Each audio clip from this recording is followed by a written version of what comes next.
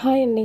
ఈరోజు సింపుల్గా బీరకాయ కర్రీ ఎలా చేయాలో చూద్దామండి. ముందుగా కావాల్సిన పదార్థాలు: పచ్చిశనగపప్పు, ఆవాలు, జీలకర్ర, మినపప్పు, ఒక 2 మీడియం సైజు ఉల్లిపాయలు, 2 టమాటాలు కట్ చేసుకోవాలండి. తర్వాత ఒక 5-6 పచ్చిమిర్చి, కరివేపాకు. నేనైతే 1/2 కిలో బీరకాయలు తీసుకున్నానండి. కట్ చేసుకుని చిన్న చిన్న ముక్కలు కట్ చేసి లాస్ట్లో గార్నిష్ కోసం కొంచెం కొత్తిమీర తీసుకోండి. ముందుగా ఒక స్టవ్ వెలిగించి గిన్నె పెట్టుకుని ఆయిల్ పోసుకొని మనం చెప్పుకున్న పోపులన్నీ వేసుకోవాలండి. ఆ పోపులు బాగా ఫ్రై అవ్వాలండి. కొంచెం బ్రౌన్ కలర్ వస్తేనే బాగుంటుందండి. ఆ పోపులు బాగా వేగాక పచ్చిమిర్చి, కరివేపాకు వేసుకుని అవి కూడా బాగా ఫ్రై చేసుకోవాలండి.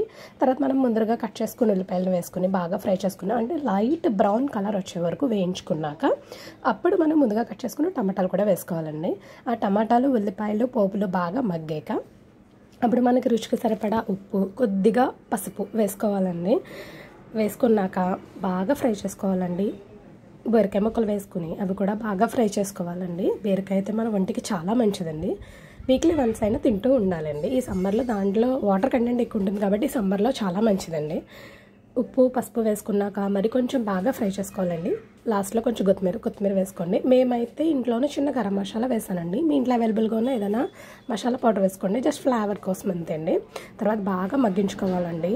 నీరంతా అయిపోయాక అప్పుడు తింటే భలే ఉంటుందండి. చాలా మంచిదండి. మీరు కూడా ట్రై చేస్తూ ఉండండి. Bye bye.